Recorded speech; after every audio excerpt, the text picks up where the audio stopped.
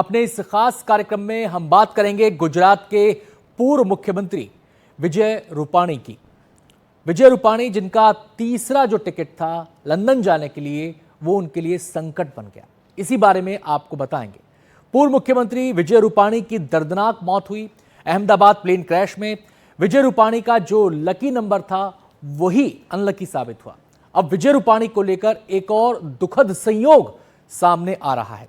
दरअसल विजय रूपाणी का लंदन जाने के लिए ये तीसरा टिकट था, यानी कि जो फ्लाइट उन्होंने अहमदाबाद से लंदन के लिए पकड़ी वो तीसरा मौका था जब उन्होंने टिकट बुक कराया था अपना लंदन जाने के लिए, और इस बार वो प्लेन में सवार हो सके।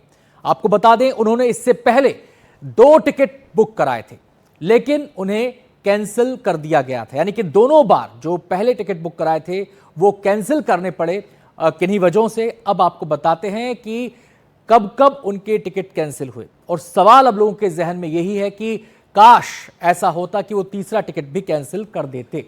तो आपको हम बता रहे हैं कि कैसे तीसरा टिकट उनके लिए संकट बना। विजय रूपाणी ने पहले भी 2 बार टिकट बुक किए थे, लेकिन दोनों ही बार उनका कार्यक्रम जो है वो टल गया। पहला टिकट अगर हम बात करें, पहली बार जो उन्होंने टिकट बुक कराया था वो था 19 मई का। 19 मई को उन्हें फ्लाइट पकड़नी थी, लेकिन ये टिकट कैंसिल हो गया। इसके बाद अगर हम बात करें दूसरे टिकट की, तो वो दूसरा टिकट जो था वो 5 जून को बुक कराया गया था। 19 मई को पहला टिकट बुक हुआ और 5 जून को दूसरा टिकट बुक कराया गया। 19 मई वाला टिकट कैंसिल करना पड़ा था, और यह है दूसरा टिकट जब 5 जून को उन्होंने बुक कराया था। लेकिन 5 जून का टिकट भी कैंसिल करना पड़ा, और उसके बाद आती है वो तारीख जिसके बारे में किसी ने कल्पना भी नहीं की थी, और वो थी 12 जून की तारीख। तीसरा टिकट 12 जून के लिए विजय रूपाणी का बुक हुआ। 12 जून को जिस विमान में वो सवार हुए, एयर इंडिया का 787 जो फ्लाइट थी, उसमें 12 जून को विमान में सवार हुए, हादसे का शिकार वो विमान हो गया, वो विमान क्रैश हो गया। और उसके बाद जो तस्वीरें सामने आई वो पूरी दुनिया ने देखी, और उसी हादसे के बाद ये खबर सबको लगी कि जो विजय रूपाणी हैं, गुजरात के पूर्व सीएम, वो हमारे बीच नहीं रहे। तो ये दुखद संयोग एक सामने यहां पर आया है उनकी टिकट को लेकर। अब हम आपको 3 तस्वीरों के जरिए बताने जा रहे हैं कि कैसे ये यात्रा पहले टली, और उसके बाद जब यात्रा के लिए वो आगे बढ़े तो वो विमान हादसे का शिकार हो गया। ये 3 तस्वीरें आपके सामने हैं। ये तीनों तस्वीरें उन टिकट्स की हैं जो बुक कराए थे विजय रूपाणी ने। 19 मई की पहली टिकट आप देख सकते हैं, और उसमें वो टिकट कैंसिल करानी पड़ी उन्हें। 5 जून को दूसरी टिकट आपके सामने है, वो 5 जून वाली टिकट भी कैंसिल की गई। लेकिन 12 जून को जिस टिकट के जरिए वो प्लेन में सवार हुए, वो टिकट उनकी कंफर्म थी, और इस बार वो यात्रा के लिए आगे बढ़े, लेकिन अपनी यात्रा पूरी नहीं कर पाए, और एक दुखद हादसे में, प्लेन क्रैश में उनकी मृत्यु हो गई। हम सीधे रुख करेंगे, हमारी संवाददाता गोपी हमारे साथ जुड़ गई हैं और जानकारी देने के लिए। हम सीधे रुक करेंगे, हमारी संवाददाता गोपी हमारे साथ इस समय जुड़ गई हैं और जानकारी देने के लिए।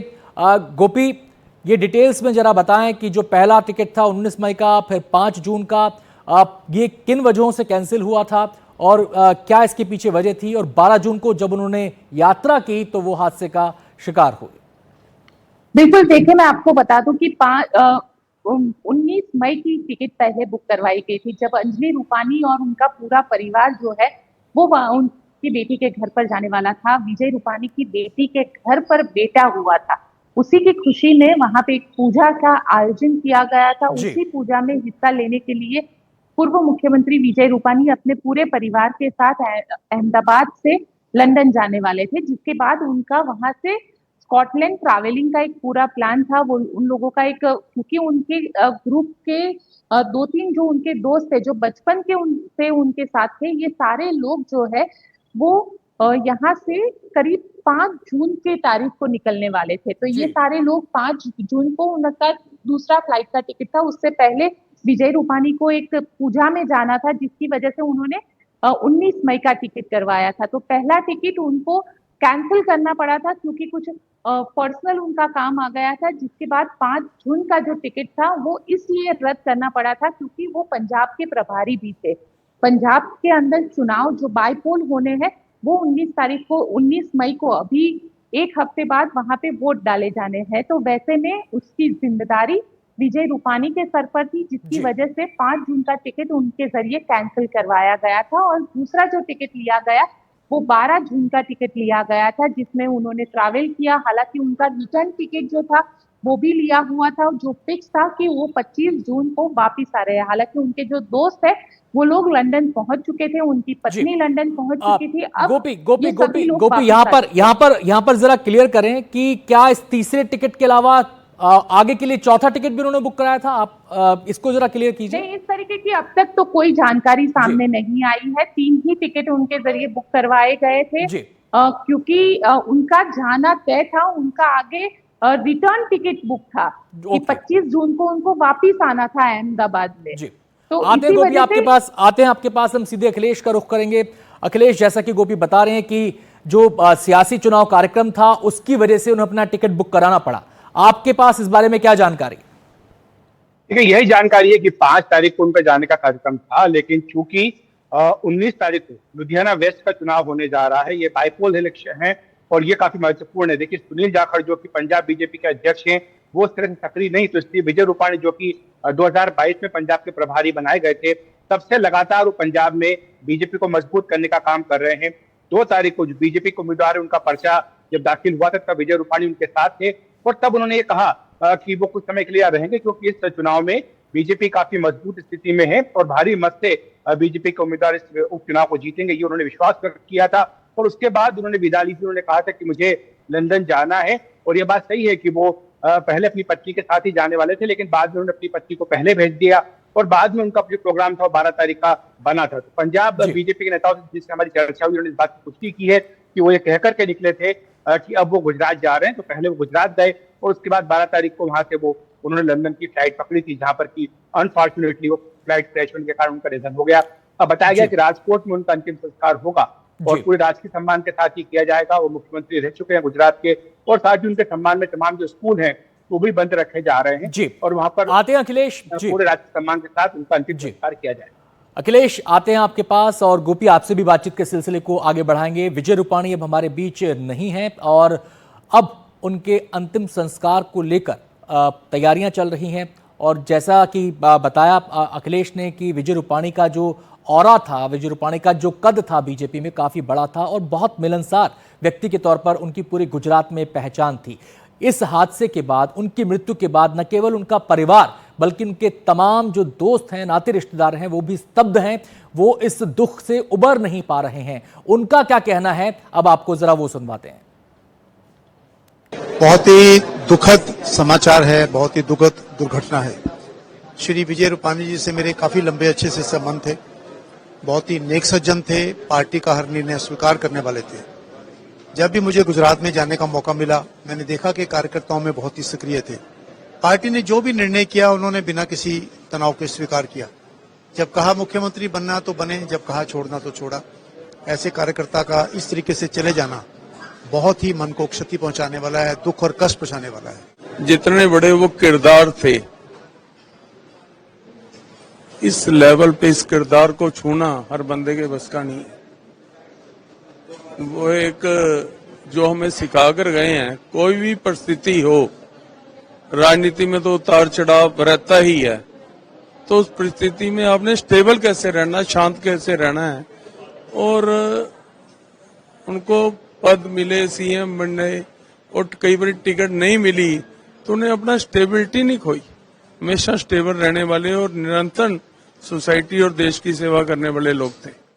विजय जी एक बहुत ही सीधे, सरल हृदय के स्वामी थे और उन्होंने पार्टी को के संगठन में हर स्तर के ऊपर काम किया। उन्होंने बूथ स्तर से आगे बढ़ते हुए वो जो गुजरात के जनरल सेक्रेटरी के रूप में काम किया, उसके बाद विधायक बने, विधायक के बाद वो मुख्यमंत्री बने, मंत्री भी रहे और हर स्तर के ऊपर काम किया।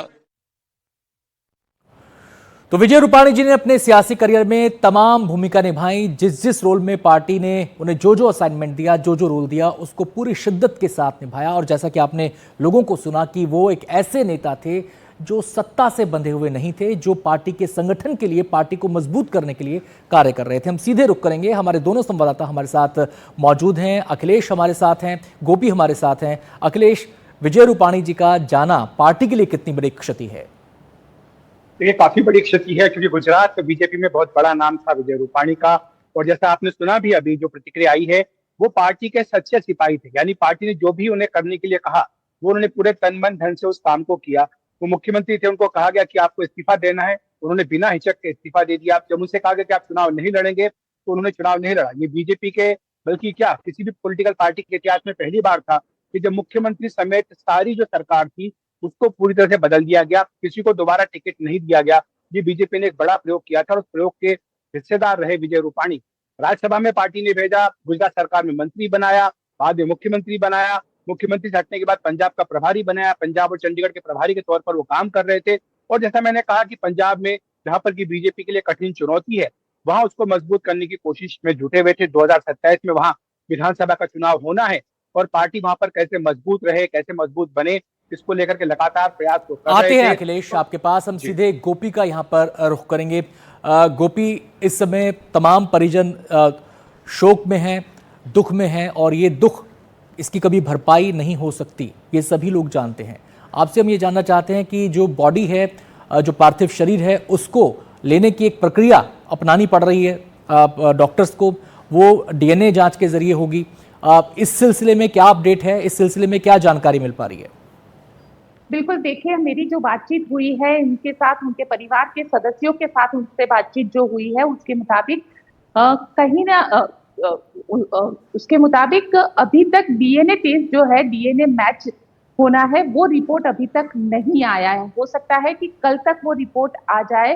उस रिपोर्ट के आने के बाद यहाँ से, अहमदाबाद से, उनको चार्टर फ्लाइट में उनका जो पार्थिव शरीर है और उनका परिवार जो है, उसे राजकोट ले जाया जाएगा, जिसके बाद वहां पे अंतिम यात्रा निकाली जाएगी। हालांकि ये अंतिम यात्रा कल होगी या परसों, ये कह पाना अभी भी परिवार के लिए मुश्किल है, क्योंकि डीएनए टेस्ट में करीब 72 घंटे का वक्त लगता है।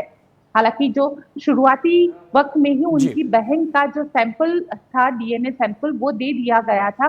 तो ये माना जा रहा है कि जिस तरीके से लगातार एसएसएल काम कर रही है, कल तक नतीजा जो है वो सामने आ जाएगा। डीएनए टेस्टिंग जो है वो क्लैरिटी हो जाएगी कि यही पार्थिव शरीर जो है वो गुजरात के पूर्व मुख्यमंत्री विजय रूपाणी का है, जिसके बाद उनकी अंतिम यात्रा के लिए यहाँ से उनको राजकोट ले जाया जाएगा। लेकिन इसी बीच मैं आपको एक जानकारी ये भी दे दूं कि पुलिस जो है, राजकोट पुलिस जो है, उन्होंने एक पूरा रूट दे दिया है अंतिम यात्रा का। उन्होंने जो पूरा रूट रहेगा, उनके घर से लेके श्मशान तक का कौन सा रूट रहेगा, क्या ट्रैफिक के इंतजाम है, ये सारी चीजों का एक प्रॉपर प्लान जो है वो राजकोट पुलिस के जरिए कर लिया गया है। आता हूं गोपी आपके पास। अखिलेश, आपसे भी बातचीत को हम आगे बढ़ाएंगे, लेकिन पहले अपने दर्शकों को हम ये बता दें कि कैसे जो विजय रूपाणी जी का लकी नंबर था वो अनलकी साबित हुआ। दरअसल हादसे के दिन की जो तारीख है वो है 12 जून, और 12 जून को अगर हम न्यूमेरिकल में देखें तो ये तिथि बैठती है 1206। तो 12 जून को न्यूमेरिकल में 1206 ये बैठती है, और ये भी एक संयोग ही से हम कहेंगे कि ये उनका लकी नंबर भी था। रूपाणी की जो पहली स्कूटी थी, विजय रूपाणी जी की जो पहली स्कूटी थी, उसकी जो नंबर प्लेट है वो आप टीवी स्क्रीन पर देख सकते हैं। उसकी नंबर प्लेट है 1206, स्कूटी का नंबर 1206 था, और यही उनकी कार का भी नंबर था, 1206। दोनों ही तस्वीरें आपके सामने हैं। आपको बता दें कि जो उनकी यात्रा की तारीख थी वो भी थी 1206। तो ये दुखद संयोग यहाँ पर देखने को मिल रहा है। हम एक बार फिर से गोपी का यहाँ पर रुख करेंगे। गोपी, परिजनों का इस नंबर को लेकर क्या कहना है, क्योंकि तमाम जगह जानकारी यही है कि ये उनका लकी नंबर था। देखिए, ये उनका लकी नंबर था। जो परिवार के लोग हैं, वो परिवार के लोग तो नहीं बोल रहे हैं कि ये 1206 क्यों उनका लकी नंबर था, लेकिन उनका जो पहला स्कूटर था वो 1206 नंबर का आया। उसके बाद उन्होंने जो अपनी पहली कार खरीदी थी वो भी 1206 नंबर की थी, और इस वक्त जो गाड़ी वो इस्तेमाल कर रहे थे वो गाड़ी भी 1206 नंबर की थी। यानी 1206 लगातार इस नंबर के साथ उनका जो रिश्ता था वो जुड़ा रहा, और जब मौत आई तब भी वो तारीख जो थी वो 1206 ही थी। तो कहीं ना कहीं ये माना जा रहा है, और लगातार राजकोट के अंदर भीतर अगर हम देखें तो हर किसी की जुबान पे यही चर्चा है कि 1206 पूरा पूरा जीवन विजय रूपाणी इस नंबर के साथ जिए हैं। हालांकि इस नंबर के पीछे का राज क्या है ये उनके कुछ जो खास लोग हैं उनके अलावा किसी को पता नहीं है, जी लेकिन हमेशा वो प्रीफर करते थे कि उनका वाहन हो या किसी भी चीज जहां पे जी जी 1206 आता है तो वो नंबर ही जी वो प्रीफर करते गोपी, थे। आता हूं आपके पास। तो जैसा कि गोपी ने बताया कि अब पार्थिव शरीर का इंतजार परिवार वालों को है और इसकी एक प्रक्रिया है, वो प्रक्रिया है डीएनए टेस्टिंग की। सैंपल दे दिया गया है, लेकिन कम से कम 72 घंटे का समय उसमें लगेगा, ये बताया जा रहा है हॉस्पिटल की तरफ से। आपको बता दें कि राजकोट में विजय रूपाणी जी के अंतिम संस्कार की तैयारियां लगभग पूरी हो चुकी हैं। विजय रूपाणी का अभी तक डीएनए टेस्ट, मतलब उसकी रिपोर्ट अभी तक सामने नहीं आ पाई है, सैंपल दे दिया गया है। और अहमदाबाद में हम सीधे इस समय रुक करेंगे, हमारे संवाददाता रवीश हमारे साथ जुड़ गए हैं और जानकारी देने के लिए। रवीश, क्या जानकारी आपको हॉस्पिटल से मिल पा रही है इस डीएनए रिपोर्ट को लेकर? कब तक पार्थिव शरीर हैंडओवर हो सकता है? ये देखिए, हम लोगों को जो जानकारी मिली है उसके मुताबिक अभी पहले चरण में जो 9 परिवार हैं उनके पास जो कॉल है वो गई है और वो लोग इंतजार कर रहे हैं। और सारी तैयारियां जो है वो हॉस्पिटल प्रशासन की तरफ से पूरी हो चुकी हैं। तकरीबन 190 जो गाड़ियां हैं, जो जो जो जो एम्बुलेंस हैं, उसको जो है वो हॉस्पिटल के परिसर में वो खड़ी हुई है। और धीरे धीरे करके, जैसा कि हॉस्पिटल कह रहा है कि पूरी फॉर्मेलिटी यानी डीएनए परीक्षण से लेकर डेथ सर्टिफिकेट तक जो है और पीएम की रिपोर्ट तक सब कुछ जो है उनको एक साथ में मिलेगा।